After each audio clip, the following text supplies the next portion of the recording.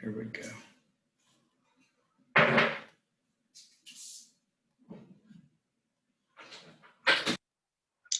All right, so day 12, we're going to be talking about menus, but let's kind of talk about what we talked about yesterday, finding the target demographic, trying to find the behaviors and the psychology. Why did this change? The psychology and behaviors of the target market, and we need to analyze and kind of figure out who our target market is, and that is part of your homework for this week, is try and find out who your target market is that you're going to be serving for your facility. Let's see, also types of menus. You've got cycle, du jour, static, and fixed, and we're going to be talking about that as well today, talking about what those menu styles are. And I'm going to show this first video right off the bat. Be honest, do you really want to watch a video that looks like this? There's a good reason why presenters use images and visualizations while they...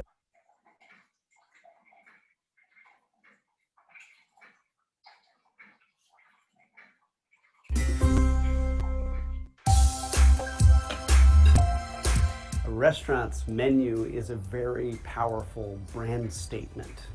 In fact, you are what you serve when it comes to a restaurant menu.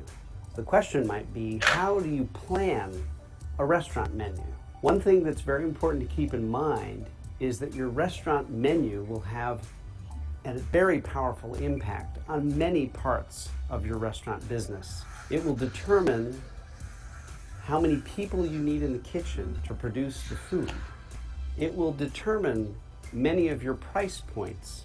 It will determine how your business performs from the point of view of check average. How much is each person going to spend when they eat at your restaurant?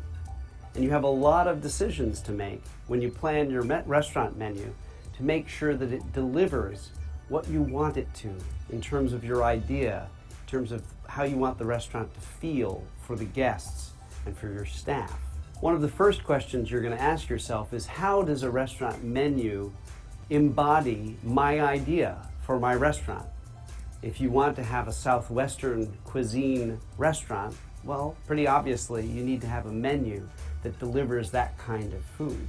You also want to know how many items you're going to offer your guests.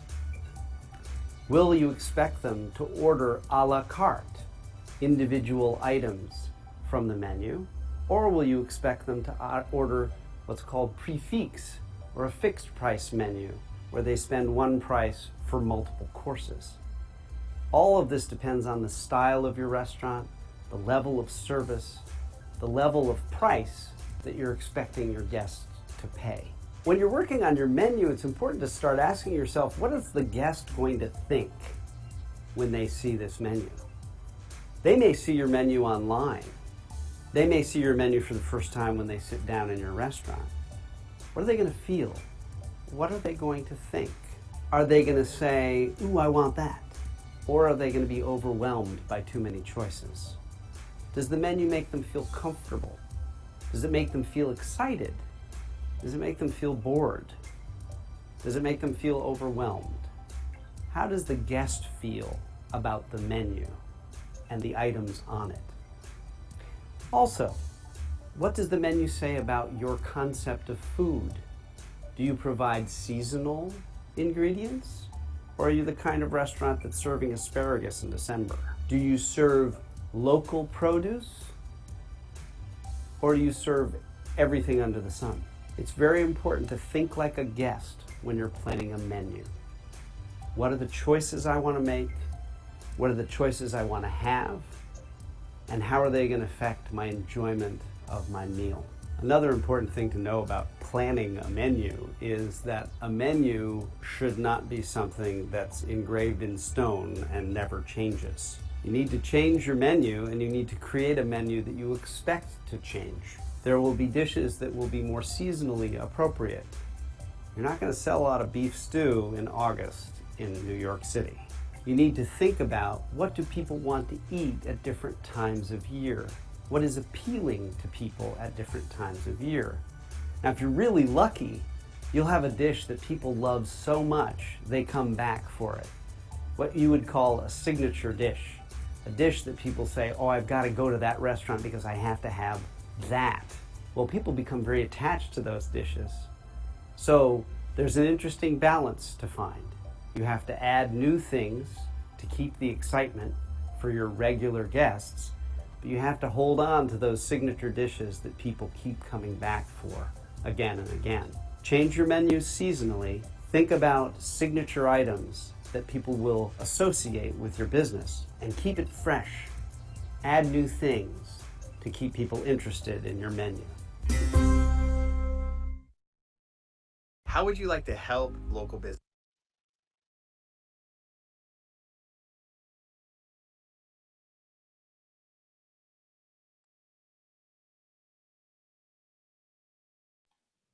All right.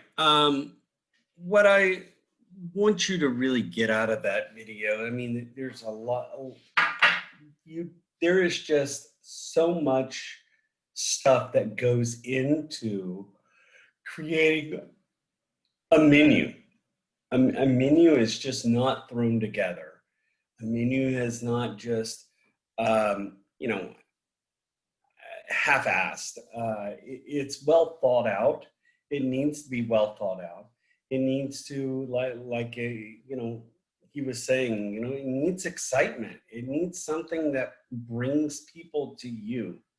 Because guys, the only thing, if you don't have like the most amazing, atmosphere, or if you don't have the most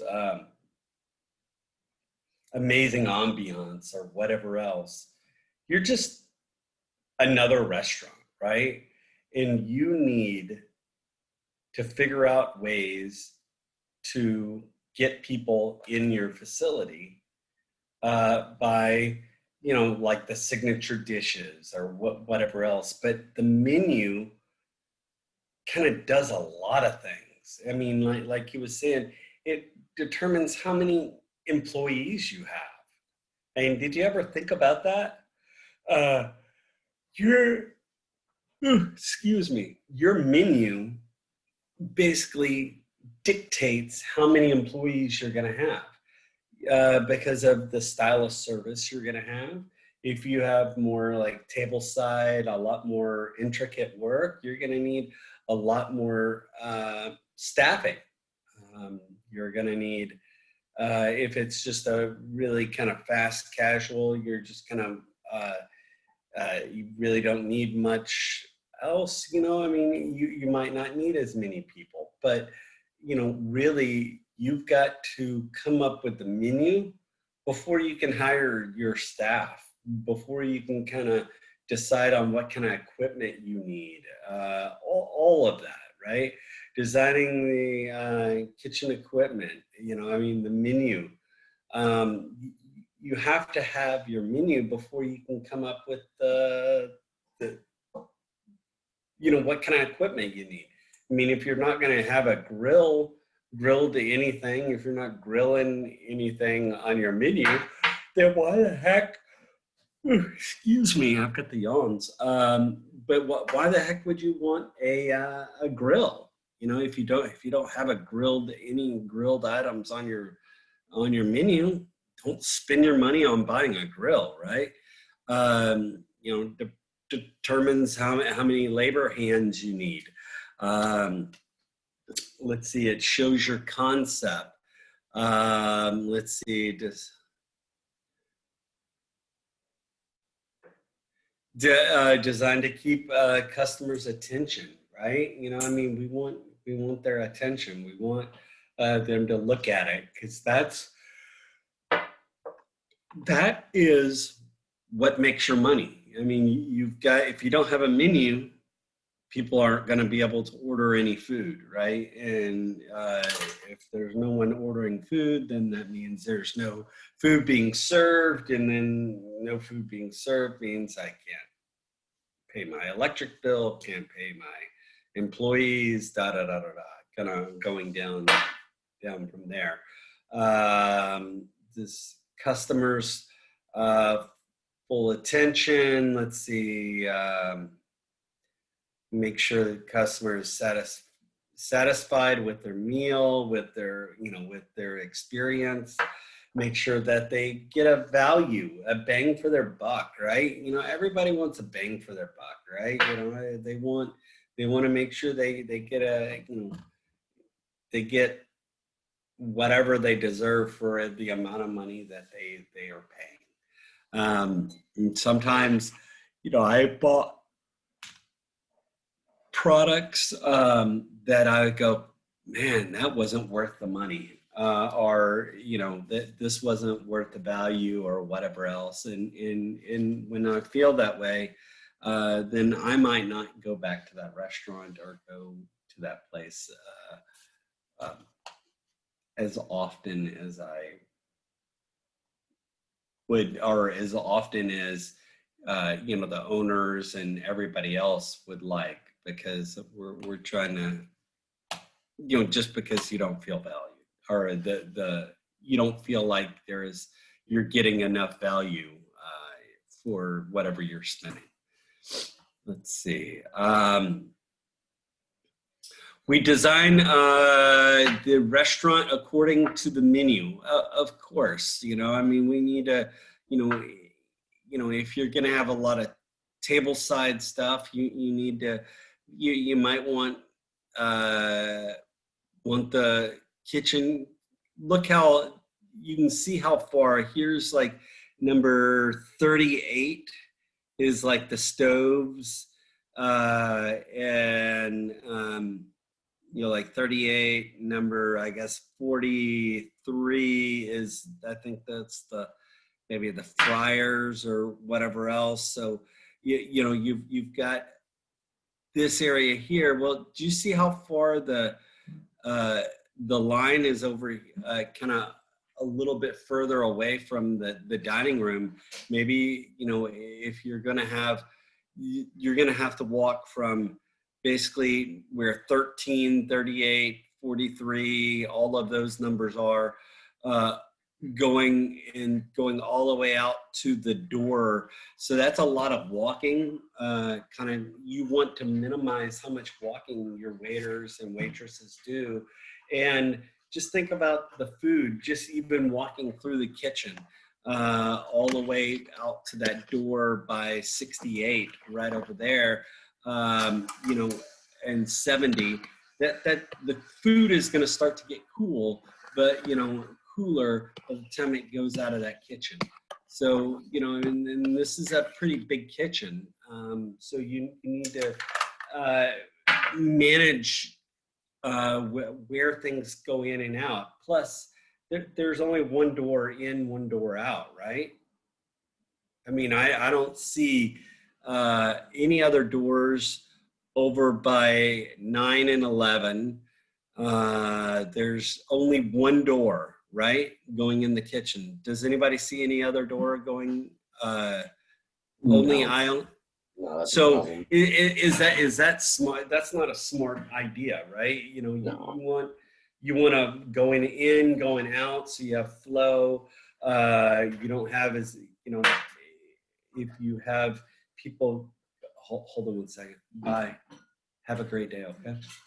Sorry, my wife is leaving. But let's see. But I think it's that's not a smart idea to do. So you need to think about, when you design a kitchen, you got to design it with the menu in mind. With let's say you've got a souffle. You want to do some souffles on your menu, and this right here, this restaurant or this kitchen design, I would say is not conducive to a souffle. just because of just you've got to get the souffle out as soon as possible. And the ovens are way over here. And by the time it goes out, let's say to that very last one to the left, all the way to the left-hand side, to that table way down here, way to the left-hand side, that souffle is going to shrink, right? And go down, and it's not going to be nice. So you really have to really consider the design of your menu, design of your kitchen and your layout of everything depending on your menu. Okay, so you really have to look at it in multiple ways. And I just want to show you, I mean, this is not having one door in, one door out of only one door is not the smartest thing, because you're going to have waiters and waitresses kind of going, bumping into each other and all of that good stuff. So that wasn't a good one. Things you should know about the menu. All right, guys, I'm going to start pushing through this because there's a lot of information today. So I'm going to just start kind of going a little bit faster. If you have any questions, please do not hesitate to stop me and ask me. Okay. Hey, Chef, this is Gary. I had some connectivities this morning. So, okay, you got here. Hold on one second. Let me just go ahead and mark you as present. Cool.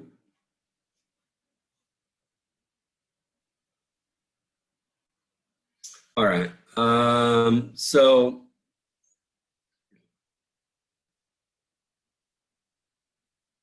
all right, menus should be designed to your target market, right? You should. It should not be for the what the owner wants, what the chef wants. Knowing, like I said, no one cares about you anymore.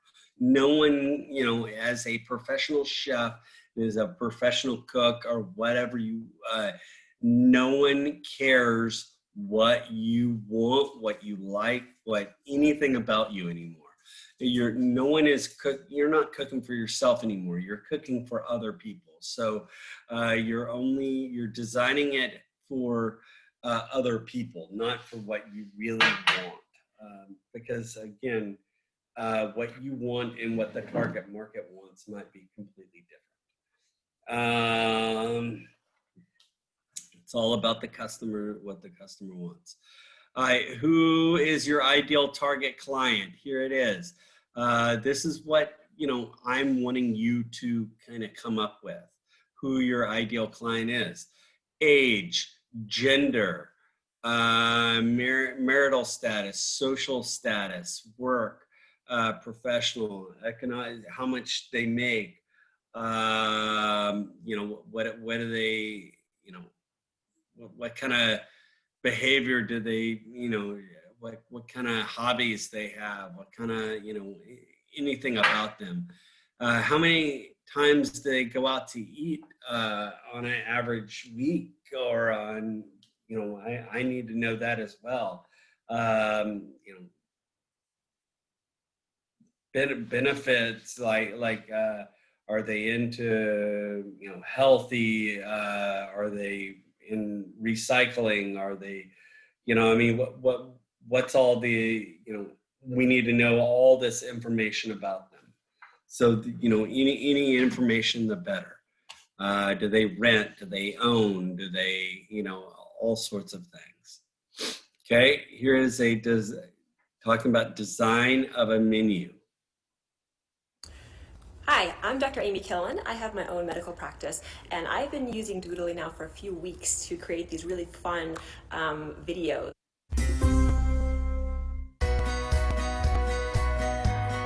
Restaurants can be a la carte. That simply means that all of the different menu items can be purchased individually, and they each have their own individual price. It's also true that restaurants can be prix fixe. They can have a set menu, perhaps with some choices within that menu, and it prescribes how many courses you're going to have and what you're going to pay for the overall food experience. A la carte dining gives the guest the most choice. They can choose how much or how little they're going to eat. They could order a few appetizers, or they could order an appetizer, an entree, and a dessert. Or they could order nothing but dessert. There's no prescription on how they're going to use the restaurant. They also can decide how much money they're going to spend during their dinner or their meal.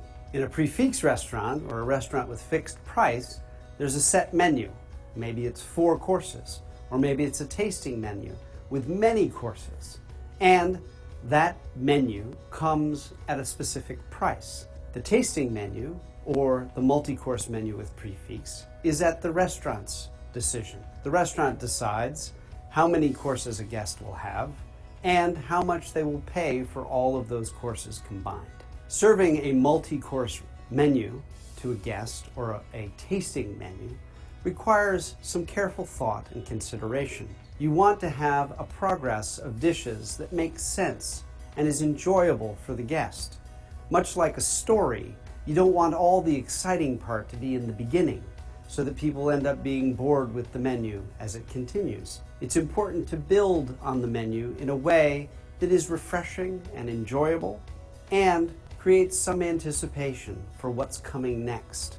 Often multi-course menus will have multiple courses before a main protein item, like an entree, that is considered the climax of the savory part of the meal. Sometimes tasting menus have multiple dessert courses that may end with petit fours or chocolates. When serving a multi-course or tasting menu, timing is critical. If the food comes too fast, the guests are not going to enjoy it. And if it takes too long, they're going to wonder what's going on and they're going to get impatient.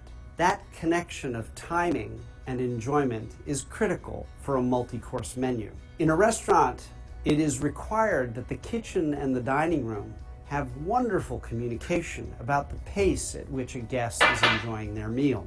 Some people will eat fast and some people will eat more slowly. It's very important that a table be treated as a whole. Everyone should be cleared from each course together, and the restaurant should be able to provide a sort of wave-like progress where the table is prepared with all of the correct serviceware, the beverages are poured, and then the food is delivered. Everyone enjoys their food, and then the dishes are cleared, the serviceware is replaced, the table is crumbed, the beverages are poured, and the next course arrives.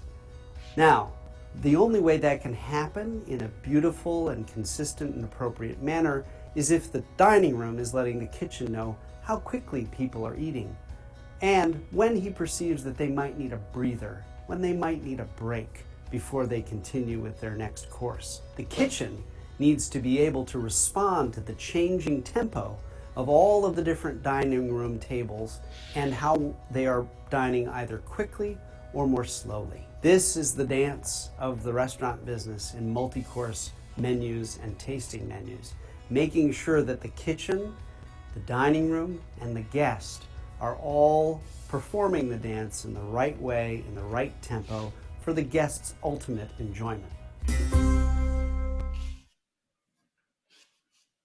When you need emergency. Yeah, I think very important. It is kind of like a dance, making everything come out on time when it needs to come out. It's a choreographed dance, if you will, or it can be difficult sometimes, but you've got to have a good team. But you know, those are the types, and I'm going to go back to the kind of very beginning real quick. You've got a la carte. A la carte, these are types of menu. This a la carte is everything kind of what you can just buy it, you know, when you need it, or whatever else. Actually, I might have it.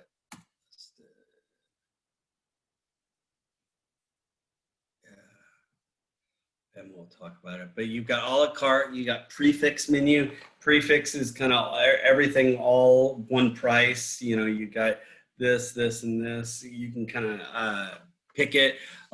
Prefix menus, a lot of times you will see that during holiday times or Valentine's, Mother's Day, Easter, that sort of stuff, because it's like, you know, a little easier. I can deal with the amount of people. Prefix are a little more for like holiday times that are mostly Valentine's, like for 2 people, whatever else, eat for 2. But common mistakes on menu design. Most, well, you tell me some mistakes that you've seen. Anybody? Way too many items. Way too many items. Yes. I mean, that is probably a big one right there. What else? And if they're on this list, you can repeat it. Inconsistency, just like all over the place. Like it's just too many different things, and it's not really kind of a good concept. It's all kind of all over the map. Is that what you're saying? Gotcha. Precisely. No description of what the food is. It'll just say like a title, and then you don't know what it is. Okay, no descriptions. Oh, yes, for sure. What else? Too many colors. Too many colors. Or too bright of a colors, or kind of a colors that don't match up really well. Let's see what else. Match the menu. It should match the menu. How about no pricing? There's sometimes restaurants don't have pricing on the menu, but I think that's kind of a common mistake. You have misspelling of words for sure. Let's see. People feel like they're not getting a value. Let's see.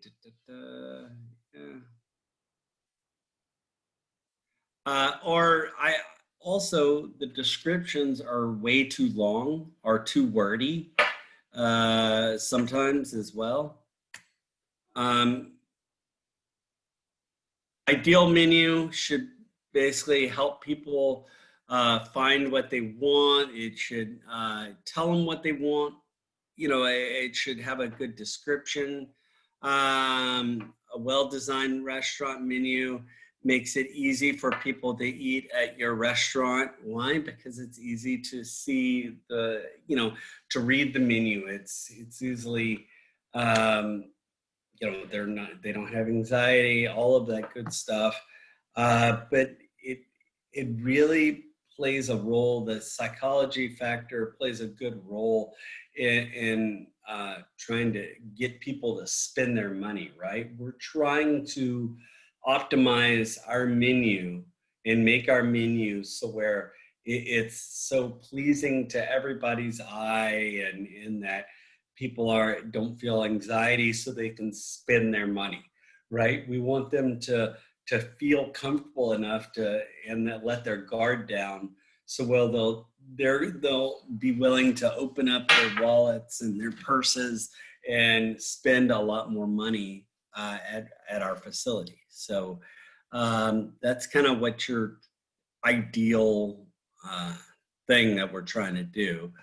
Okay, and now we're going to talk about design of a menu. Designing a menu, you have all different styles of menu, right? You have a book, you have a trifold, you have all sorts of different styles of menus. Here's a couple of menus. What do you think about this? Okay, now the menu design must reflect the style and type of the restaurant. Now, do you think this seafood menu right here, does that reflect what kind of food you're going to be having? Just the picture alone? Yeah, I'd say so. Okay, how about the Mexican food one? I think that works.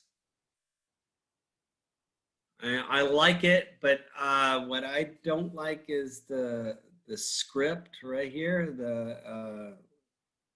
It's a little hard to read. A little bit hard to read. This Italian, I mean, they look the part, right?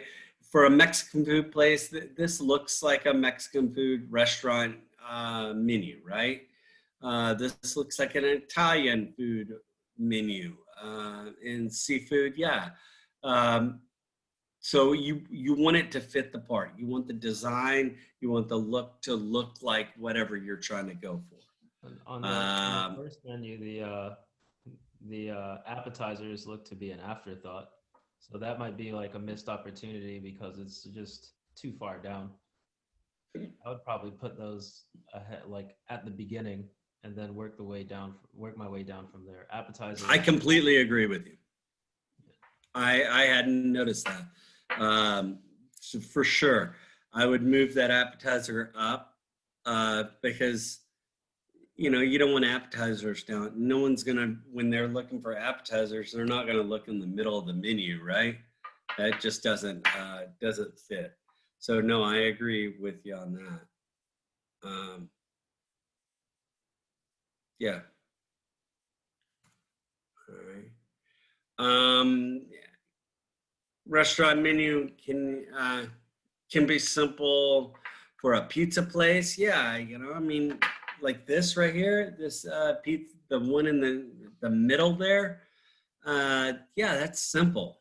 And here you go. 6 wings, 6 rolls, 1 liter of soda, $12.99. 1 large pizza, 3 toppings.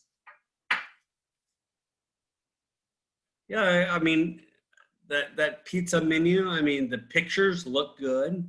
Now, the one thing I have to say is if you use pictures, real pictures, unlike like the picture over to the right-hand side of where that pizza, it's just a kind of a drawing of a pizza type of deal, but it's not a real pizza. But the one in the middle with the basil leaves and all of that is real pizza. Now, if that pizza doesn't come out looking like that, I'm going to be disappointed as a customer. So when you have pictures on the menu, you need to make sure your staff in the back of the house has that same picture, because I want that. If it doesn't come out with basil leaves, I'm going to be pissed, just because I'm going to be in not pissed, but I'm going to be frustrated because I might have bought that because of I liked the basil leaves, or I wanted those red onions on there, or whatever else. So when I order that, and if it doesn't look like that, I'm going to be disappointed.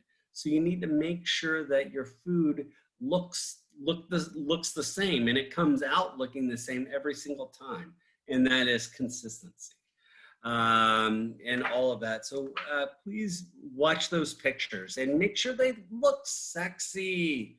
We don't want ugly looking pictures. Get a professional photographer, get someone to make it look nice with the lighting and with everything, kind of all of that being said. Sometimes you might want to save a little money on take your own pictures, whatever else. Get a professional person to do it, just because it needs to look good, because this is what people are looking at, right? This is what people are looking at to decide if they want to spend their money at your place.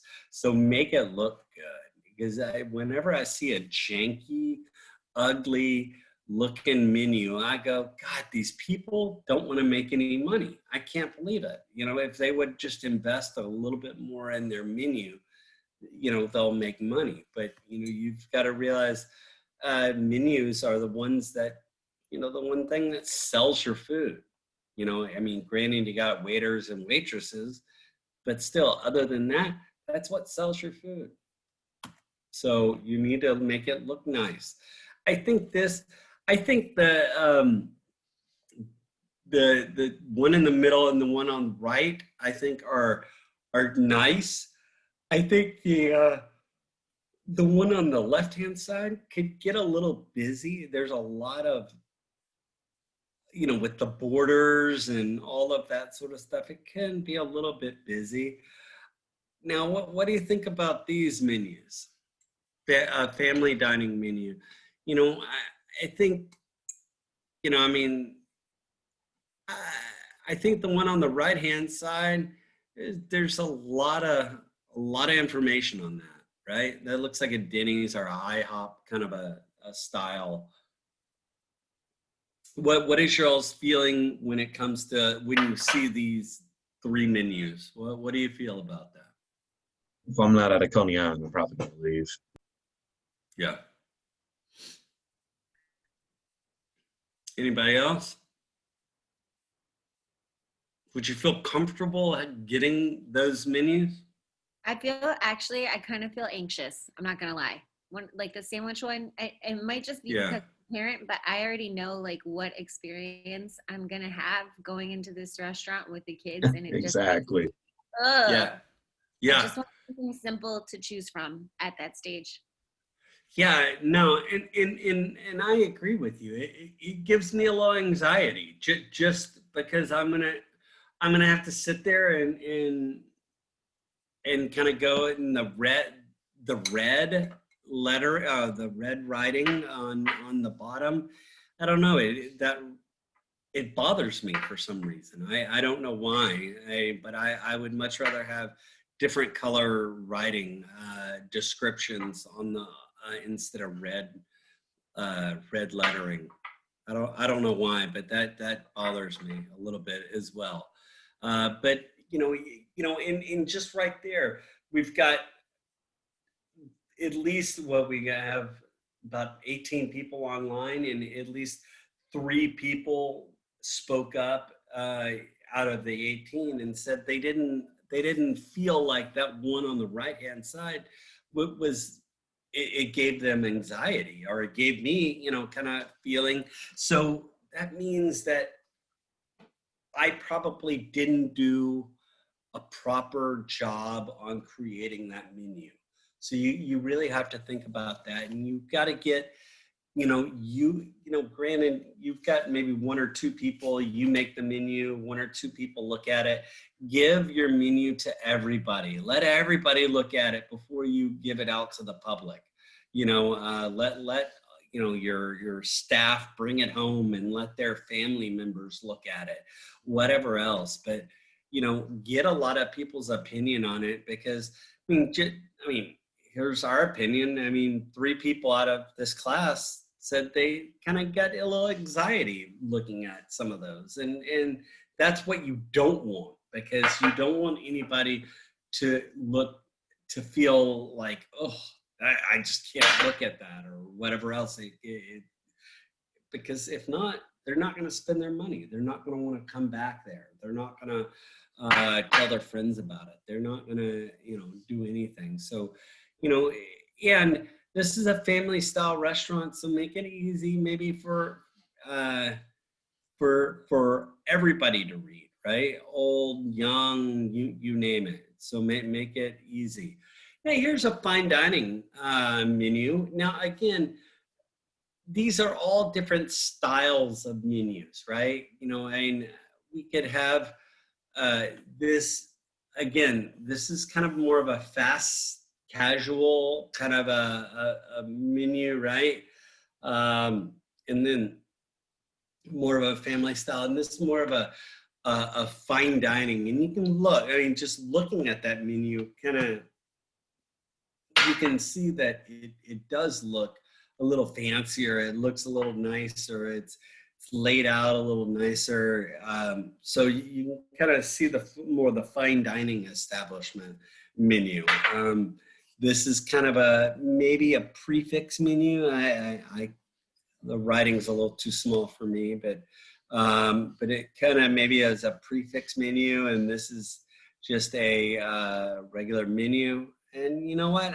I don't mind this. I'm not mad at this one. This one looks good. You know, it's got bullet points where to, you know, bolden right there. Y'all good with that one? Yeah, I don't mind it. Yeah, I don't mind it. I mean, it's not, it doesn't do anything for me. It's not fancy, or doesn't attract me that much. I mean, the fork and knife and, you know, that doesn't do it for me. But, you know, I mean, I think it's a little nicer. Now, I don't know, like if I see Paris Deluxe, I'm not expecting to see pizzas and burgers when I open up. yeah, no, very, you know, I mean, I agree with you on that. I think the name might not go with the menu, for sure. Yeah, and there you go. That right there is a good. I hadn't really even looked at that or even thought about that, and I agree with you now. Paris Deluxe, you would think more of a French style, kind of a very, you know, maybe a classical French, a lot of, you know, or at least some cheese platters, or, you know, something very classical. But, you know, yeah, you know, pizza and burgers, it doesn't really match up with the name. So making sure it matches up with the name, is the food and everything else is very important. Here you go. Here's a barbecue house, specialty menu, steaks. Maybe this is kind of a little thing that, you know, you have on the side, or a special menu, kind of like what TGI Fridays, or any of those places. Sometimes they have like a special menu, whatever else. But what do y'all think about these? It's not bad. I'm all right with it. Go ahead. I like this steak one. This is also like in the previous example, and this one it's a really good example of font selection, because the Paris Deluxe font choice looks more like an Irish pub, like with the serif. Yeah. And that kind of, I was a graphic designer, so it gets under my skin. I'm sure like other people it doesn't, but like the steak one is a good example of smart font choice, because it's pretty, like if I could see that menu, the spacing is a lot more clear. It's a lot more concise, and then the steak, the little spurs on the steak give you the right feeling about being in a steakhouse. Yeah. You know what? I like that. Yeah. You're right. It's very meat and potatoes, literally and figuratively. Yeah. Totally. Yeah. I don't know. I do. Yeah. I feel I'm very attracted to that steak one, for sure. Out of all the ones I've done so far, or we've looked at, I'm more attracted to the steak menu than any of the other ones. That steak. I looked at that and was like instantly like, maybe I should make steak for dinner tonight. Yeah. What were you about to say? It's also a really good example of how to use photography versus like just photographing your dish and putting it right over the item, because that can become really cluttered and clustered quickly. Yeah. This is a good way to show, hey, look, this is the kind of food we prepare. It looks beautiful. It's not the exact dish, so then you don't get in trouble like with what you mentioned earlier, exactly. Chef. And it's just a way to accent it versus catalog it. You know, yeah, in out of all of them, for sure, I think that one's nice. But, you know, I mean, these are all different kind of designs, right? All different designs, and they're all made for different purposes, right? For, you know, I mean, for each individual person or each facility, they're tailoring it to a different population of people, right? In a different group of people. And yeah, you're right, Roy. I mean, I was thinking, man, I wish I had some steaks, because I could really go for a steak, right? Because it just, that picture makes me want to have steak, right? You know, so that right there tells me then that is a great menu to make me want to have it at 6, you know, at almost 7 in the morning, right? I mean, granted, I'll eat steak anytime. You know, but I think that that's something, they did a great job making me want that product. So, and your menu should not, should be managed the size. Yeah. I mean, check out this menu. I mean, anxiety ridden menu right here. You know, it'll take you a long time to, you know, it's going to take your customers a long time to read this, right? So that means that you're going to have a lot more, you're not going to have as much people like turning and burning the dining room. You're going to have more people sitting there for a longer period of time, having to look through this menu to determine what they want and all of that. Plus, in this menu now, hopefully, this is looks like more of an Asian style menu. Now, with that being said, there's a lot of cross utilization on what I would call like cross utilizing the ingredients in the kitchen. So, you know, if this wasn't an Asian food restaurant, I would think this place is like the Cheesecake Factory. The food is not fresh. So, I mean, that's what I would think. But with Asian food, you have a lot of cross utilization on, you know, they got ginger, they got, you know, all sorts of, you know, the basics. And so where, you know, it still could be fresh, but you could utilize, you know, all the stuff in all the dishes. But still, that's huge. That is a huge menu. What do y'all think? Yeah, but like you said, yeah, Asian restaurants, that's usually rings true as cross-utilizing other ingredients. Yeah. Yeah, but I mean, I still think, you know, you might want to tailor it down just a little bit, just because of the guests are going to spend a lot of time trying to make a decision. And so you're not going to have as many people coming in, you know, a big rotation going in and out. They're gonna get bogged down on timing of just trying to decide what they want. But, you know, again, to each their own, but I think that could go down just a little bit. But all right, y'all want to take let's do you want 10 or 15?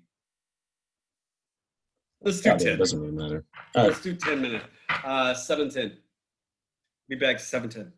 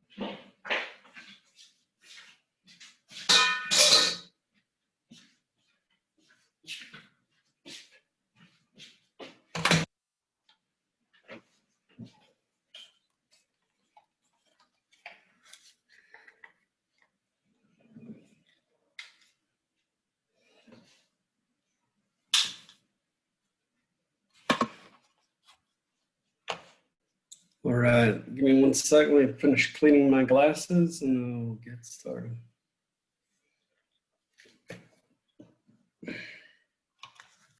All right.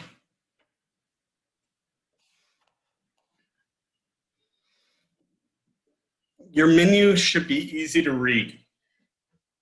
And this one is very difficult to read. You want to make sure it's in the, big enough font size. It's the right font.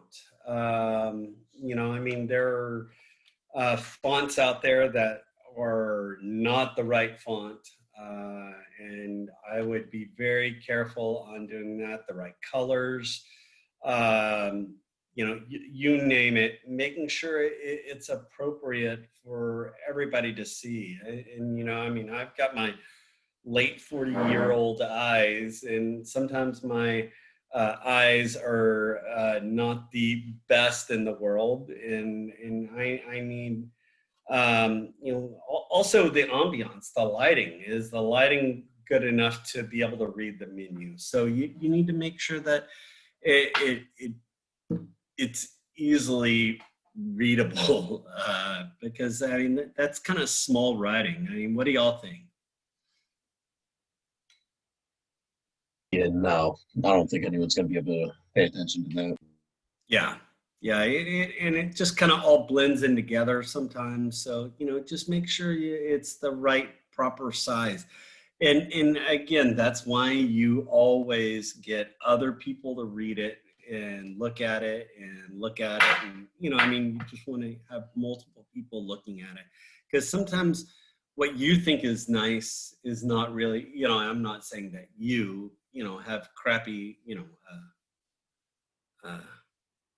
thoughts, but what you think is good might not be good for the masses, type of deal. You want it nice, easily read. You want to make sure that the customers understand it. It's clear and concise of what it means, what everything means. If they don't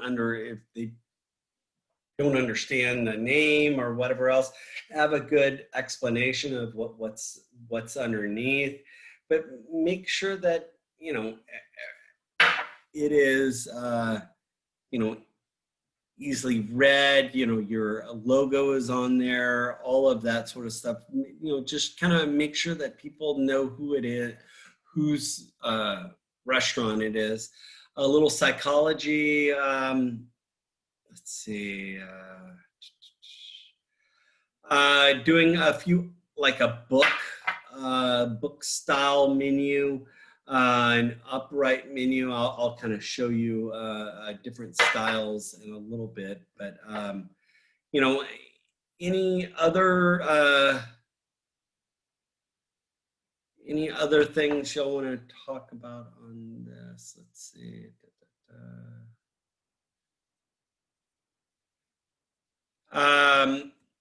Now, this is how we scan a menu. Now, this is kind of sometimes a little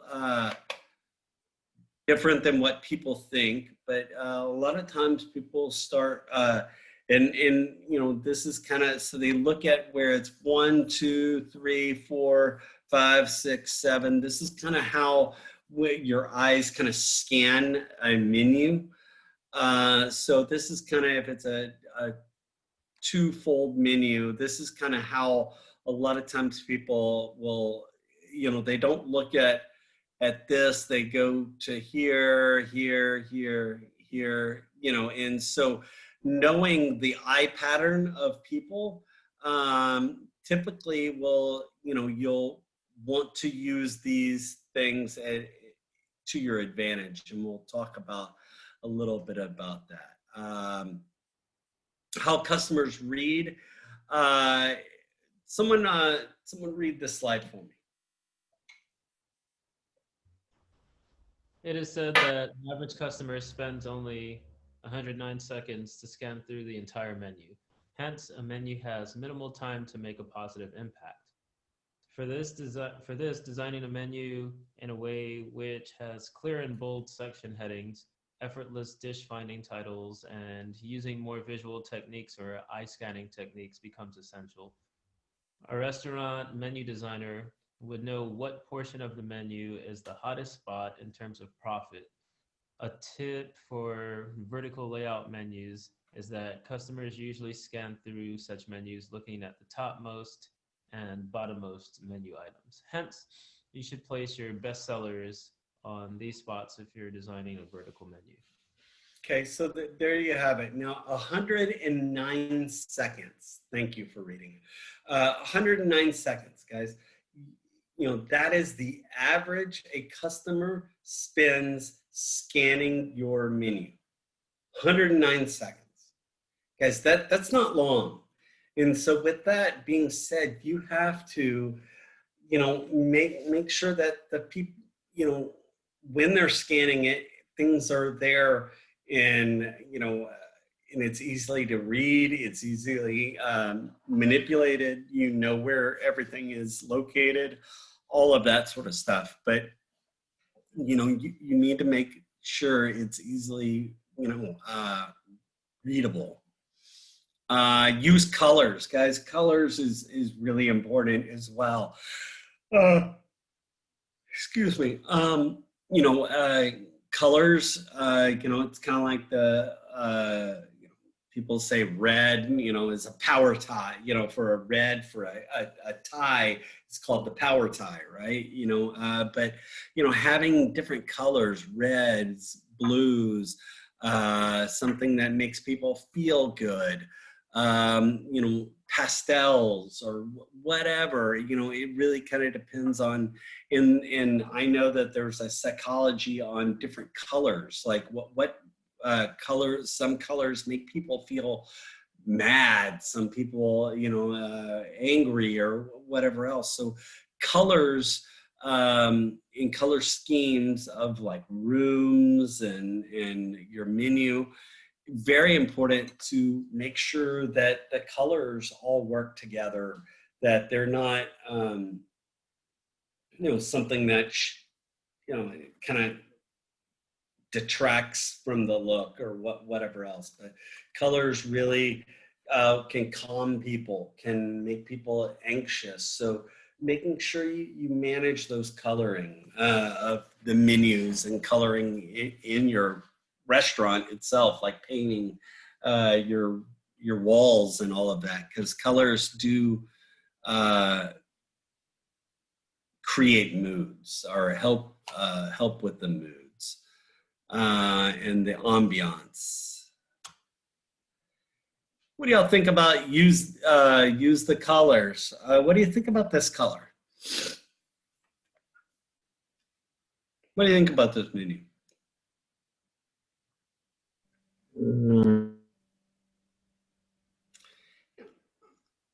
I'm kind of, it is. Nice. It's nice. Yeah. I mean, I like it. You know, I mean, the red color, I don't know about the red color. I mean, it's nice, but actually it looks fresh. You know, looks like a Mediterranean, you know, I don't know, California kind of style. I don't know what do you It looks clean. The design, even because you said Mediterranean and Californian, and I think it's because it looks so clean. Yeah. No, I agree. Yeah. I don't know. My daughter likes this restaurant called Zoe's, and that kind of reminds me of our kind of like the menu or their look of their restaurant. Anyway, all right. So again, use colors, use designs, use something. Now, you know, when you have these pictures, I'm okay with these pictures right here. You know, they're clean. You know, I mean, granted, I don't like the kale or whatever the hell that is on the bottom of that, where that fish is. I don't like green foliage like that on kale or any of that sort of stuff, because that's, I think, a weird garnish, because no one's going to eat it. It's just a wasted garnish. So, you know, but other than that, I think it looks good. The picture looks good.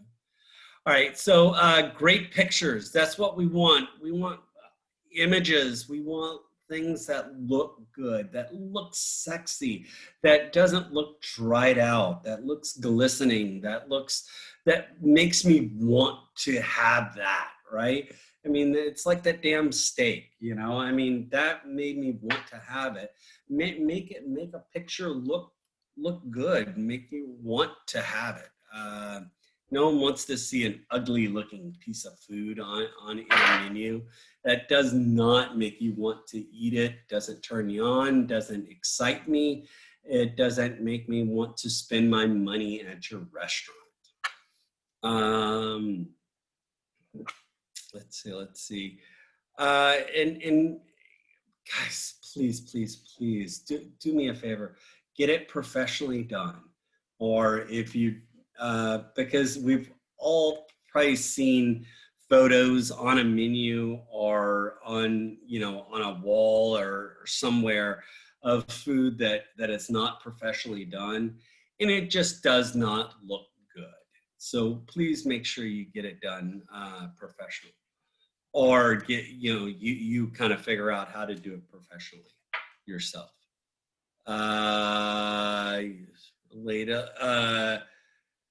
Relevant images, for example, and I'm going to go back to a few menus. Let's say,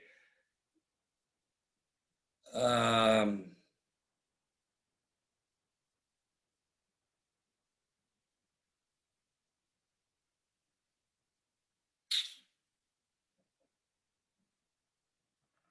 guess I'm trying to find some examples of like obviously, the steaks for this, I mean, that's the tomatoes, all of like in here.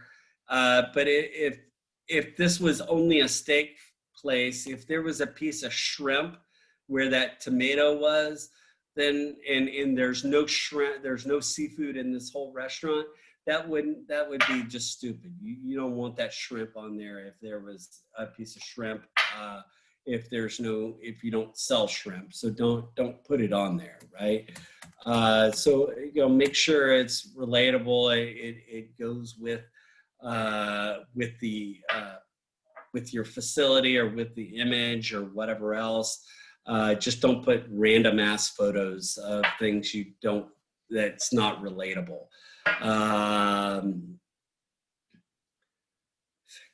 Let's see. All menu. Let's see each product. The name you you need like the name of the product, right? You want to make sure that it's listed there. You want to make sure that you got good pictures, you know, and when you're also putting stuff on the menu, you want to, let's say you want to italicize or say, hey, this is a little spicy or whatever else, special instructions or special information about the dish. But also, you know, you could, you know, tie it in, you know, you can have special kind of a thing of this is heart healthy, or, you know, like, who was that? Marilyn, I think that was you, or Marilyn was talking about, you know, how she was wanting to do more heart healthy stuff. So, you know, that could be, you could tie that in with you know, with saying, you know, not fried or healthy choice or whatever else. But special things are like vegan or whatever else, you know, something that is special for that area, especially, you know, nowadays, because everybody, you know, especially for me, I gained about 15 extra pounds during all of this COVID quarantining. So, you know, I know I need to lose some weight, and like making sure that people have, you know, you have a vegan or a certain items on your menus that maybe people are looking for. You know, I think anything special like that sometimes can help you out, as long as you advertise it, you know, like vegan or you know, heart healthy, any of that sort of stuff. Let's see, use a little psychology, you know, here you go. You know, couple things, this little dotted line, you know, this little kind of dotted area right here, down at the very bottom, that helps you kind of make your eye go to that area, that little box. You know, those tomatoes or that chicken or that, you know, the bread, you know, those little bullet points, that helps you bring your eye directly to there. Also, they probably want to sell a lot of burgers because you know, they probably sell lots of burgers because, you know, that right here is right here. People see it, their eyes go straight to it, all of that sort of stuff. But, you know, these are, you know, what do you think about this menu? Simple, straight to the point. Could you say it again? Simple and straight to the point. Yeah, I agree. You know, there's really nothing too much wrong with it or anything wrong with it, you know, other than I mean, obviously they don't have a lot of you know, information or description, but you know, I think a classic cheeseburger says it all, right? A blue burger, they don't need to sometimes have a definition or an example or a kind of talking about it, because a blue cheeseburger, that kind of tells itself, right? But I think that looks good. Go ahead. Yeah, I can't tell because it's small. I can't tell if it's like euros or francs. But yeah, I think that's francs maybe. Yeah, I like that they have the picture of the animal. So like when I lived in Japan, you know, the meat section in the shop that I would go to was in the basement, and so translate wouldn't work down there. And sometimes I'd be like, well, what the hell am I looking at? Eventually, Gotcha. I started putting the little pictures on everything, so you know, it helped a lot. Yeah, and you got to think about who your clientele is, right? And where you're doing your restaurant. You know, Austin, let's say Austin. I mean, just think of all the big companies and a lot of all the melt. I mean, Austin is a huge melting pot, right? You know, you have people from all walks of life and all from everywhere. So, you know, you have different languages, you have different cultures, you have everything coming to Austin area. And especially now you've got, what is it, Tesla's coming into town. You've got, you know, when Apple and when a bunch of other companies, so you got people coming from other, you know, states and other countries. So, you know, when you have pictures, sometimes pictures speaks loud, like not a actual photo picture, but an actual picture of the animal or the product kind of a deal. It sometimes helps people understand, because there are people, guys, and there are people that don't, you know, can't speak English or can't read English, but pictures help out. So, you know, these kind of the little chicken or the vegetable or whatever else also helps with identifying where you are in the menu, what part, you know, and it really helps out. And I think for sure, I mean, when I would go visit my parents in Switzerland or whatever else when they were living over there, you know, I mean, or going overseas, you know, I mean, it helped with photos or pictures of the animal, what it is, or what have you, to determine what am I eating, type of deal.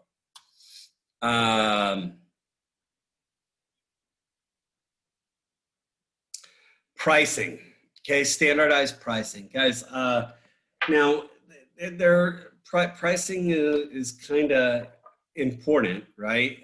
Because that if you price it too low, you're gonna you're gonna cost out, or well, again, depends on who your clientele is, right? If you're you know, you'll determine the pricing depending on your clientele and the quality of the food and the quality of the service, right? So you know, the more intricate work you need, so that means the more skilled workers you need, so the price is going to be up.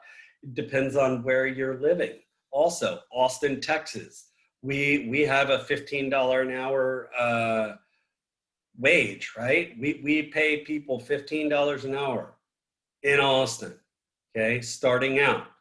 Okay, so that means that I've got to make sure that you know, my pricing of my menu can handle all my employees. So it really kind of depends on you know, the pricing. You know, you've got to make sure that it all fits. That, you know, one is not huge difference. There's not a huge price range difference. I mean, yeah, you need a little bit of price range for different levels of people in their budget restraints, yes, but you don't want huge swings in different prices.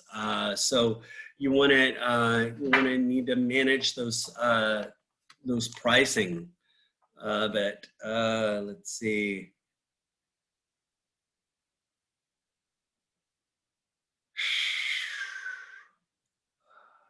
Okay, now now there's a couple things. What I would like you to do is to avoid like having like $12.42. You know, no one wants to see $12.42. You know, let's round it up, or let's, you know, whatever else, but $12 and, you know, 50 cents are you know, actually what I would much rather have it like $13. I like whole numbers. Now, granted, in the reading, and I know in the reading it said, the reading on the portal, it says to kind of end in 95 or 99. yes, you can, but sometimes I like to have whole numbers. I like to have, you know, $12 or $13. I sometimes like it clean like that. But so now, what is y'all's opinion? What is y'all's opinion on pricing, on the amounts? Do you like to see $12.99 or $12.95? You know, a lot like having a 99 or 95 at the end. What do y'all think about that? I'd rather it just be round. Yeah. The whole numbers you can calculate in your head, especially if you're like running family style. Then mom can be like, "Wait a minute, how much is all of this add up to?" Yeah, no, I agree, and it looks cleaner on a menu. I think it does.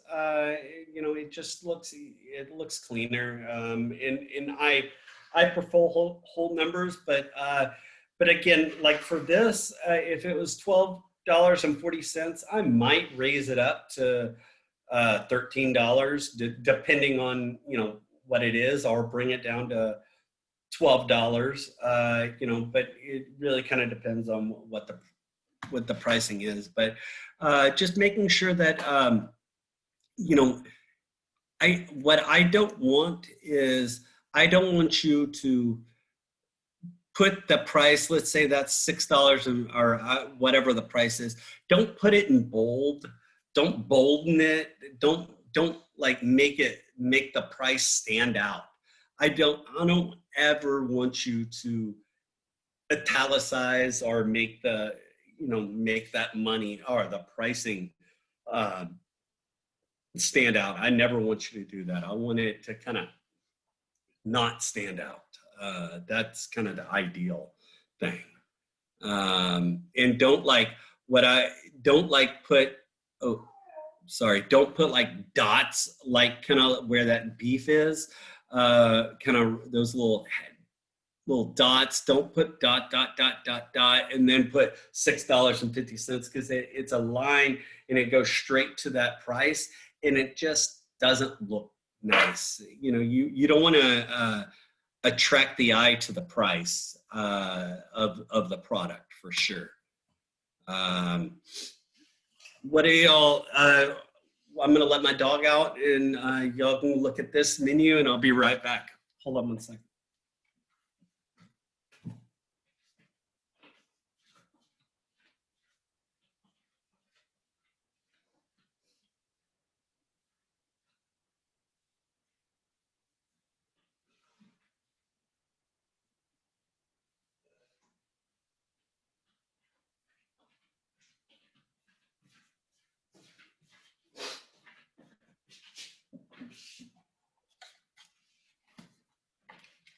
Sorry.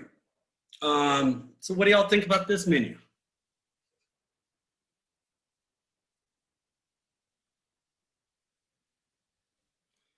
I think it's busy.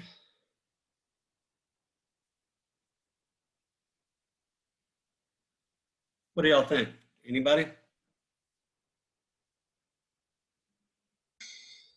I don't know. It's simple. I mean, black and white always kind of work together. They do look a little bit busy though. Yeah. One on your far right would kind of remind me of like going to a like local diner. Yeah. Yeah. I agree. But And not bad. Oddfellows. I mean, $11 for like a Wagyu cheeseburger kind of leads me to believe like what grade of Wagyu. I don't know. I just question the quality of ingredients, usually based on the type of font, price point. Mm-hmm. No, I agree. I completely agree with you on that. Especially with a Wagyu. You know, Wagyu is a little pricier. I would expect a $15 range. 15, 20. Yeah, at least. Yeah. Yeah, for sure. So again, you know, just these are all the things I want you to think about when you're creating your menu, right? All of these kinds of things. You know, like organizing the menu and kind of like lines or boxes. Let me see, for example, like this, right?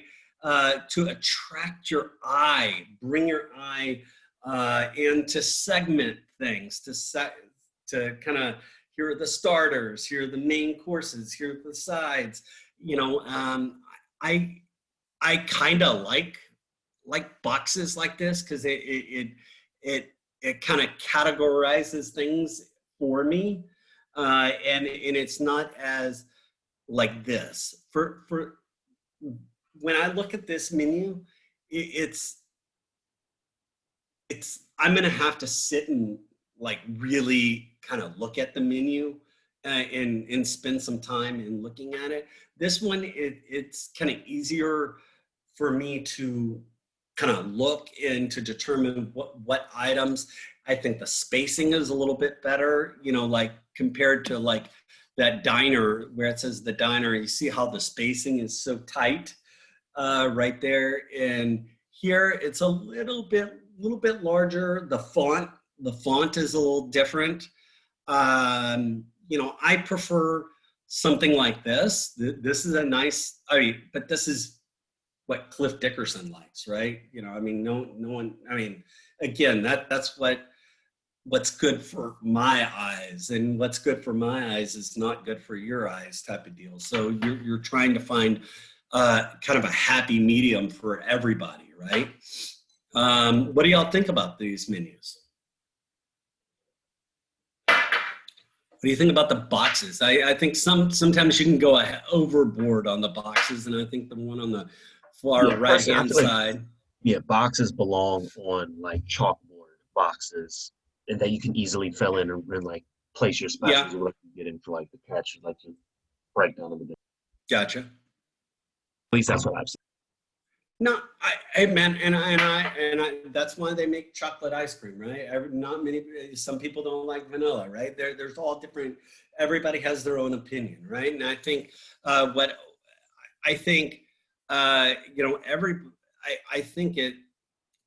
trying to find that happy medium, to find something that everybody thinks is attractive and all of that is the most important thing. And that's why you get so many opinions on people when you're making your own menu. Or there are companies out there, if you want to spend the money, if you have the money, there are companies out there that can create menus and do menus. That this is their job, right? This is their forte. This is all they do is spend all day creating menus every single day. And if that's what you want someone to do, that's fine. But I feel like you can really find something and you can create your own, but you've got to kind of look, because all these menus have a little differences, and they all make people feel a little different and you've got to figure out what is best for you in your restaurant, in your style of food. Who is your clientele? If I've got, the one on the very right-hand side, this is I think this is good and simple for like a good kids menu. You got to think about a kids menu as well. Are you going to create a kids menu and make it easy for the kids to read as well? So there's all sorts of things. Cross-selling items, like online retail websites, you name it, but just cross-selling items. Anything like that, and making sure that your menu is cross-utilization on other things. For example, well, let's say I have chicken wings on the menu, right? So if I'm gonna have chicken wings, or let's say I have grilled chicken breast on the menu, well, I'll probably gonna go buy a whole chicken, and I'm gonna fabricate that chicken and break it all down. So I should have maybe chicken wings on my menu as well, because I'm gonna be cutting up a bunch of chickens. So I'm gonna have a lot of wings left. So I can have maybe a wing appetizer or something like that. So cross-utilizing certain things, or if I'm gonna have, let's say I cut my own steaks, you know, I'm probably going to have some scrap meat around because I'm cutting my own steaks and all of that. So that means that maybe I should have homemade sausage because I'm going to have a bunch of scrap meat around. I can make homemade sausage out of that scrap meat, or meatballs or whatever else. So total utilization on any of it, and cross utilization. You know, kind of like I was talking about the Chinese food restaurant, where probably every single dish on that menu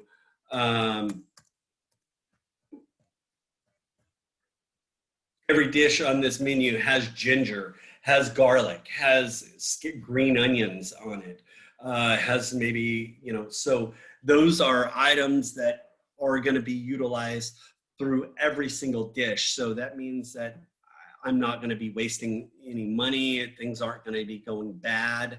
Unlike if I bought everything fresh, if I was working at a cheesecake factory or whatever else, that would be different. I would be losing a lot of product or throwing away a lot of product because of I might not be selling certain dishes as many times as I need to keep fresh fresh octopus around or whatever else.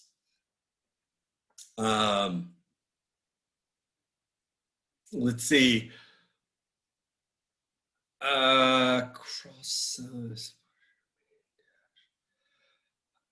Making sure, okay, like also like kind of meal deals type of deal, you know, like a meal deal or a prefix, making sure that it's easily, basically just cross-selling in general, just trying to, anytime your goal is to sell products. So whatever you can do to get people to buy the product, the better it is. Plant decoy dishes. Now, this is something I want you to kind of think about. Now, decoy dishes are kind of, and when you go out to a restaurant, kind of look at this. Someone read about decoy dish. Someone read this for me. Plant decoy dishes. This is a rather exciting approach to restaurant menu design. You would want to plant a decoy dish as the first attraction on the menu. This means using dishes to lure people away from the intended course. Hence, place an expensive dish on top of the menu. This would create an impression that the other products on the menu have better value.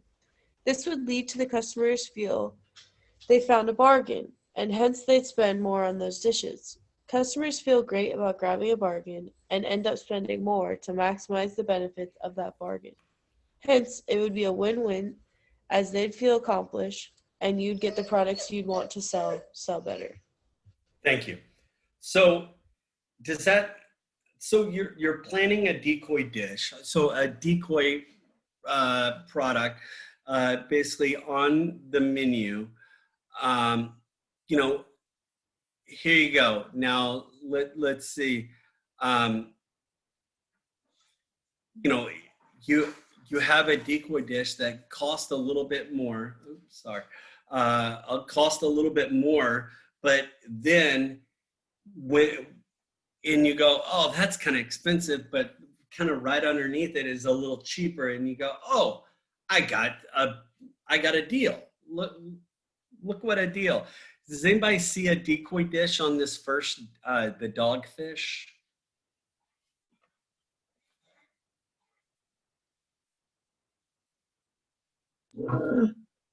Yeah, I would say yeah.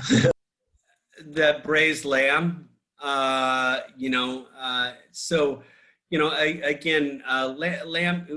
lamb gets a little pricey and expensive, but, and so where, again, I've got the price point if people want it, but also, anybody else, if you see this menu, you're going to get a bargain on everything else. So you think, oh, wow, the lamb's expensive, but I've got a bargain on everything else. So, it helps. Again, guys, we're trying to take people's money. That's our goal, right? We're trying to take people's money. So our goal is to try to do whatever it takes to get these people to be okay with spending money and spending as much money as possible. So we're trying to just use our, the psychology of making people feel like they got a good deal or whatever else. But, those are the things. Your menu should be versatile, right? You should have different things. You should have, don't make it just stagnant on one particular thing. Make it versatile so where everybody can, everybody with different tastes can just eat there. Now, if it's just a seafood restaurant, that's kind of you're pigeonholing yourself, and you're only getting people that only want seafood. If you had something else, like beef or pork or chicken or something, at least you can capture the business that of the people that don't like seafood, right? So you need to make sure you capture those businesses or that business as well. For example, just cross-utilizing, a lobster. Okay, for here, if I was going to use a lobster, I'm going to have lobster or like some sort of soup or bisque, lobster bisque, because I'm going to use the shells for the soup, and then I'll use like the main the claws for the roll or whatever else, and then I could use the tails for something else. So I would utilize that lobster in many different areas, and remember, the more you throw away, the less you're going to make. And stay within the laws, like truth in advertising. And this is something occasionally restaurants get involved with when it comes to like fresh seafood versus farm-raised seafood. And making sure that you're getting the fresh caught salmon instead of the farm raised salmon. If you're gonna write down fresh caught salmon or wild caught salmon, then by God, it better be wild caught salmon. It can't be farm raised salmon, or it can't be whatever else. So you got to make sure that it is truth. Or if it's a quarter pound burger, is that cooked? Is that quarter pound cooked or uncooked? Whatever it is, you need to be very truthful in everything that you say. If it's sourced, if it's farm raised, then it's farm raised. Whatever else, you need to be be very truthful of what it is, because then you could legally, our liability get sued and whatnot. Let's say stay up with the trends. Yes, but don't follow the trends. Don't always, always jump on that bandwagon, because sometimes, we've all seen restaurants trying to jump on that trend bandwagon on a few things here or there. And, and they're always trying to stay with the trends. And after a while, you're not going to. So, but, just try your best to stay with the trends, gluten-free, or, like Maudie's by my house, Mexican restaurant, they have, gluten-free chips, all of that sort of stuff. Well, I would be you would be a fool not to have gluten-free chips if you are in a restaurant here in Austin, because there are a lot of people that need gluten-free. So, you know, make sure you stick with that kind of trend type of deal. You know, any of those types of things.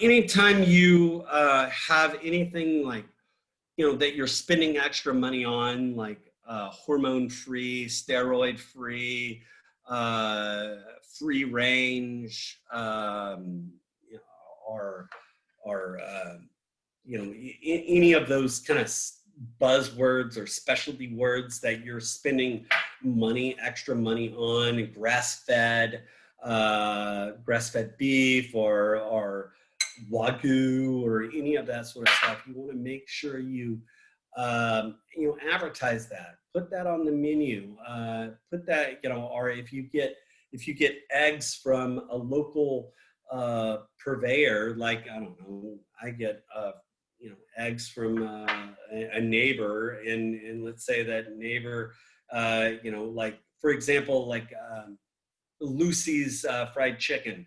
They have their own chickens, so they can, you know, they say farm fresh eggs every single day. Well, because they have their fresh chicken eggs, you know, that they gather up every single morning for, you know, for whatever they use in the kitchen. So when it's something like that, you know, specify, or, you know, all the herbs from the restaurant's garden, or whatever else, to identify, to let people know that we're fresh, we're using local grown or locally raised or local milk, or, you know, local honey, or what have you.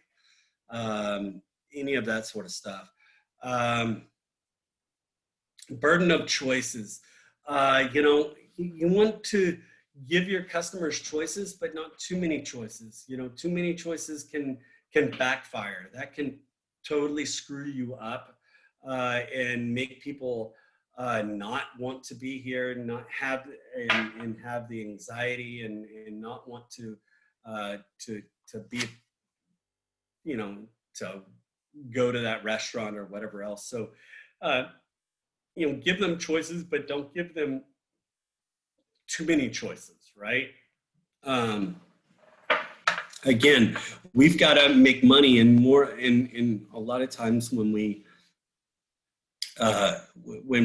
give a lot of choices, sometimes that can kind of screw up things. But, you know, give them choices. Let them know that they have different things to order. All right, let's take a 10-minute break. Y'all good with that? Yeah, sounds good, Chef. All right, cool. Thank you. Oh. Oh.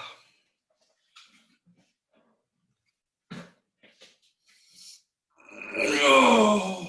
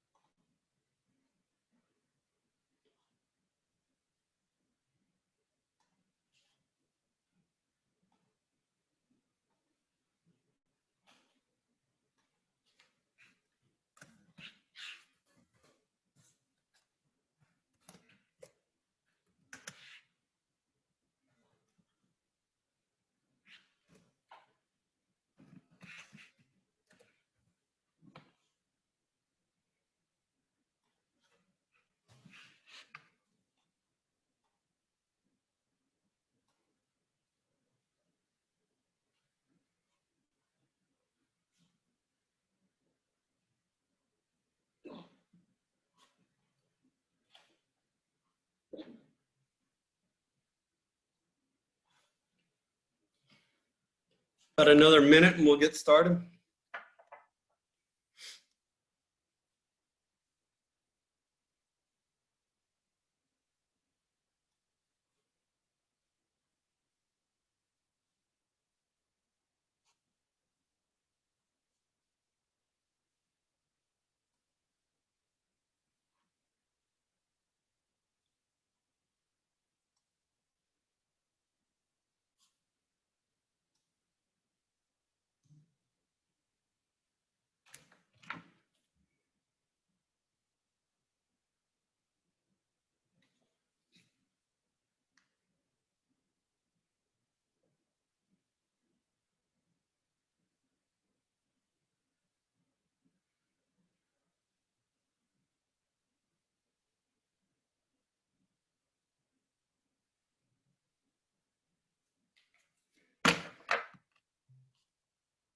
All right. Let's finish up this day.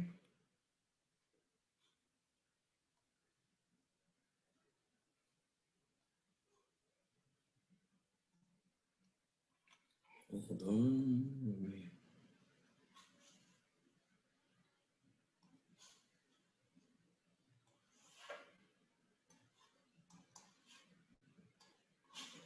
All right. Only a few more slides and we'll be done. Let's see. Talk about. Let me go back. How much dishes are, all of that, and then also, having something, like a buy one get one free, or kids eat free, like. And that was something that when my kids were younger, and they ate on, kids menu, kids eat free with, if you buy the, an entree, adult entree or whatever else, all of those things will, at one point, bring me into the restaurant because of, I've got kids, and if my kids can eat free, why not, right? So that sort of stuff.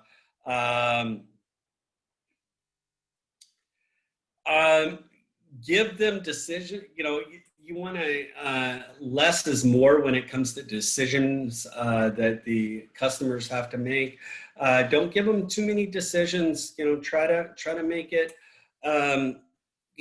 Easy for them to make a decision with, but, allow, substitutions or any of that sort of stuff, but just give the customers decisions, but don't give them over, too many things to have to think about, because if you do, then that could cause some problems, kind of like the whole Cheesecake Factory kind of a anxiety kind of a thing.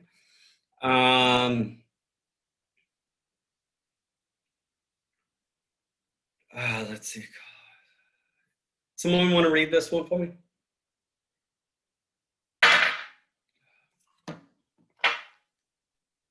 Perception or manipulation. Call it what you will. Subliminal messaging, the power of suggestion, manipulation. But businesses are constantly cooking up ways to influence your decision making, restaurants included. In fact, the restaurant industry has its own special toolbox of psychological strategies called menu engineering. Okay, and that, again, we're not trying to, we're trying to do the best for our business, and we're trying to optimize how people make decisions, how people, what people like, all of that. So we're using all of that to our advantage, right? And I wouldn't consider it a bad thing or whatever else, but I consider it being smart. And, the menu engineering is kind of that 1, 2, 3, 4, 5, 6. That's kind of how people kind of look and read when they go into a menu. So they look in the dead center and they kind of work their way around. So, with that being said, this could help you identify where to put certain dishes and where to not put the certain dishes. Making sure that you analyze the what kind of profit you're getting on certain items as well, and or if you're losing money, or if this is something that you typically need, like like if you're going to be in Texas, you're going to probably you're going to be kind of a Texas style. You need chicken fried steak and gravy or whatever you call that. So there's specific things that you need to have on your menu, but you need to make sure you use all of our the menu engineering to your advantage, and the colors, the fonts, the positioning, the bold, the putting the star, italicize, or whatever else. Use all of that to your advantage to increase profitability for yourself, to increase your money, basically to optimize your customers' experience, so where they're more willing to spend more money. Menu engineering, and we kind of talked about that, but it's kind of creating and trying to access, getting data, and from actually a lot of this is used from your POS system, that point of sale system that we talked about way back when, I think on day 1 or day 2 of the class, or whenever it was, the POS system, because you're going to get all of this information of what menu item is selling more, what menu item is not selling enough, all of these things, menu analysis, trying to figure out what is selling, what is not, and what is which item you're getting more profit from, and trying to figure out how to drive sales, and get sales from those items that are your highest profitability. And engineering 5 steps to creating a great restaurant menu. Who wants to read these 5 steps for me? Menu food costing, menu pricing, create a menu engineering graphic, categorization of menu items, and final menu design layout. There you go. That is how you're going to look at your menu. And the very last thing is kind of creating the menu. You need the menu items, you need the costing out, you need all of that before you kind of create the menu. So the menu costing, when you cost out recipes, in what we are kind of, most restaurants care about is called the food cost. And we try to, the ideal food should be around 28 to 30% in food cost. And that's kind of what you're looking for that. And this is, to get that is cost of each ingredient plus the cost of purchases equals the food cost. Okay, so cost ingredient plus all the cost of the purchasing equals the food cost, and we try to keep the food cost between around 28 to 30. Now, in that kind of depends, but and we'll kind of get into more of the costing out later, but this is kind of a very quick, rough kind of talk about it, but we'll go into more in depth on costing out and what food cost is later. But menu pricing, very important, making sure that people feel like they're getting a value, or they're getting their bang for their buck type of deal. You know, if I'm spending $15 or $20 for a burger, let's say $20 for a burger, I want to make sure that it's maybe a fancier bun, maybe it's a nicer bun. You know, it's not like a crappy, you know, McDonald's bun or whatever else. So you know, people have that expectation and make sure that it fits that price, right? And that it looks good. Now you have all these items right here. These are items that are going to be on your menu. These are your menu items, like a steak or whatever else. They're plow horses, stars, dogs, and puzzles. And we only have like 3 or 4 more slides left, and we'll be done for the day. But these, and we're going to talk about what these mean and what they are called. But you're going to have all of these on your menus, of your menus, and we'll talk about it now. What is a star? Someone read what a star is on a menu. The stars on your restaurant menu are the ones with high profitability and high popularity. The stars on your menu should be highlighted and promoted to ensure maximum. Okay, so a star on your menu, and in the way you determine if it's a star or not is you're going to have to track your sales, right? You're going to have to look, and you're going to also have to make sure that you cost it out. And this item right here, this star, is very high profitability, so I make a lot of money on it, and it's very popular. So that means that this sells.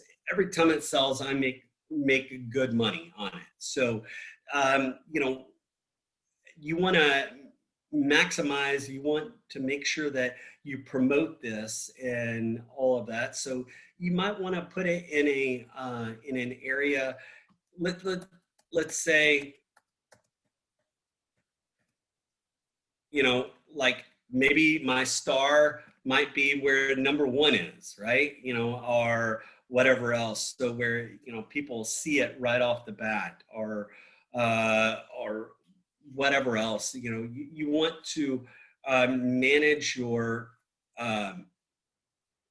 or put your stars where everybody. Oops, sorry, my apologies.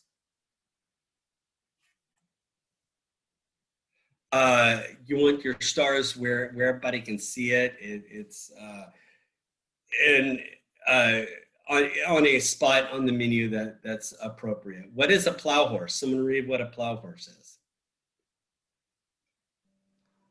Plow horses are the dishes on your menu which have low profitability and high popularity. Since these are frequently ordered items, you can club them with high profitability, low popularity items and sell them in combos.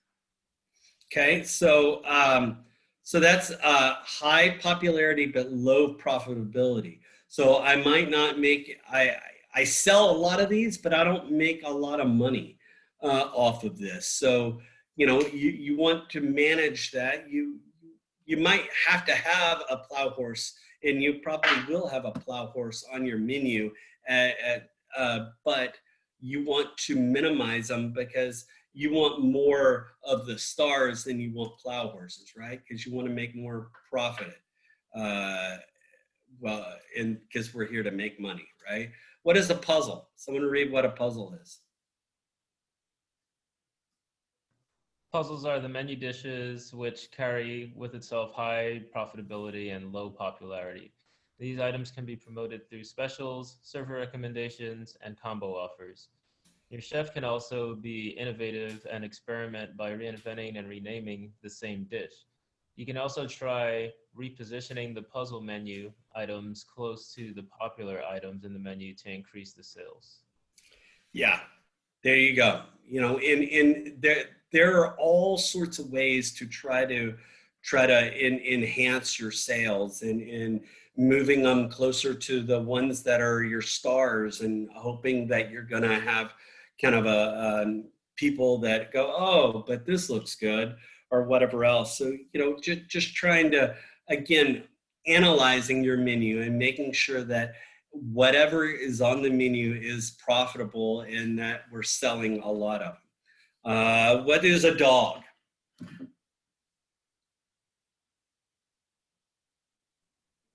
Dogs are those menu items on your menu, those items on your menu which have low profitability and low popularity. It is always suggested to remove such items from the menu as they don't just contribute to your profits.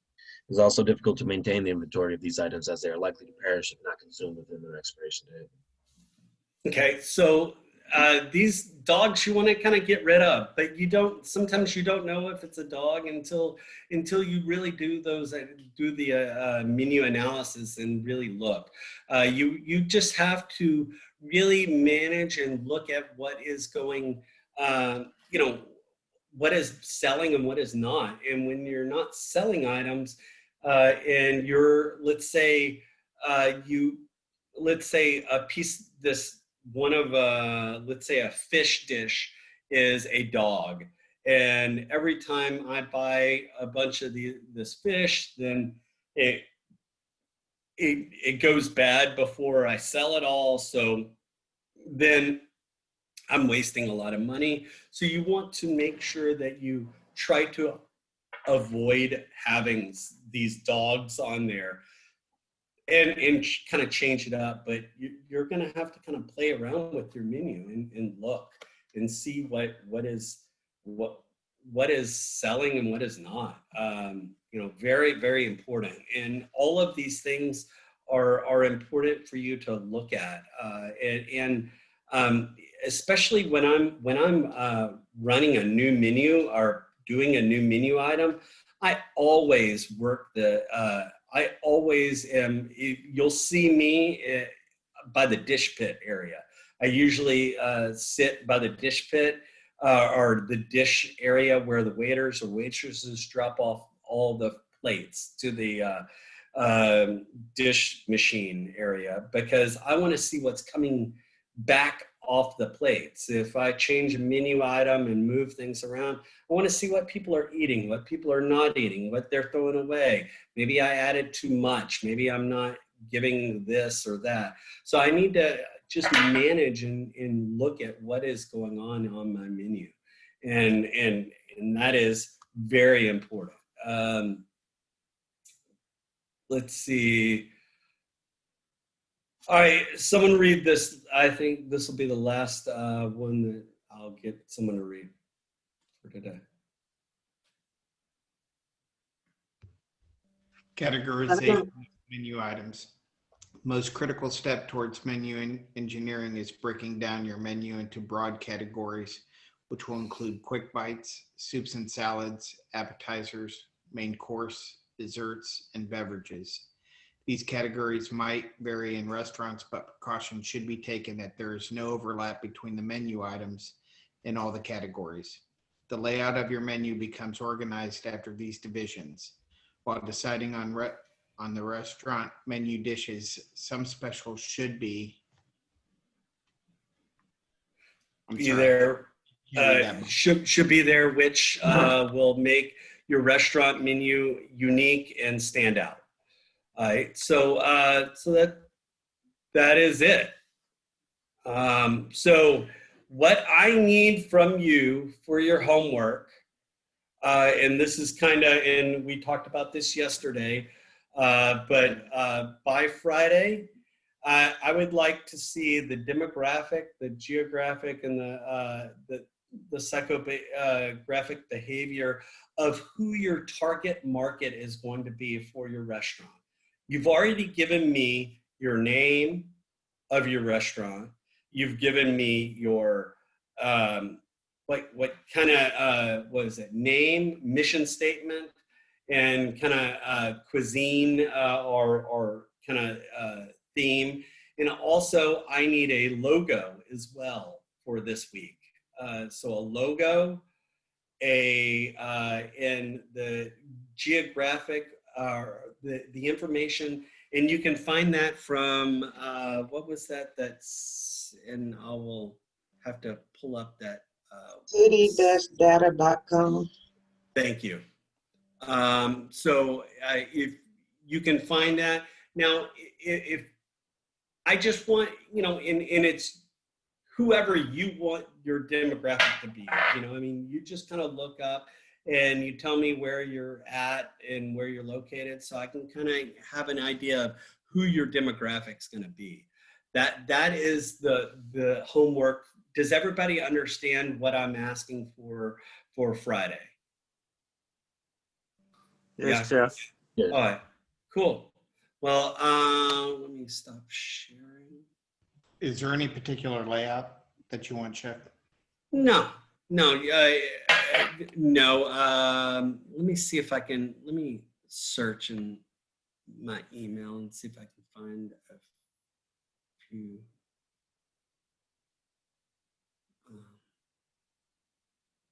Hold on one second. Let me see if I can find some examples.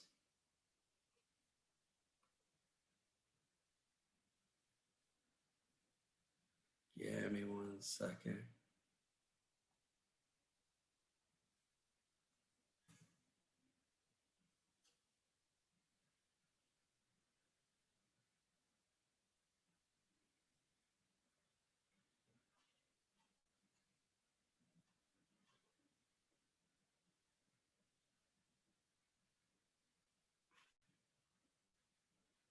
All right, I will post some of these examples on the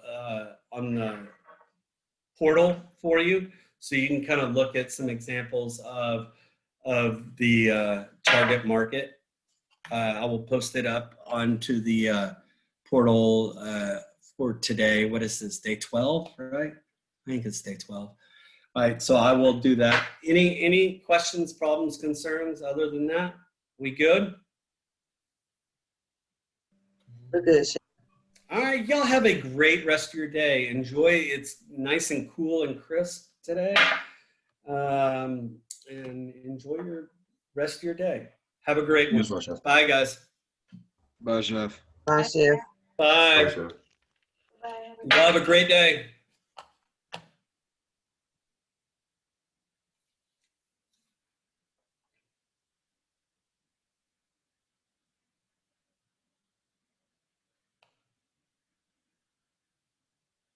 Everybody good?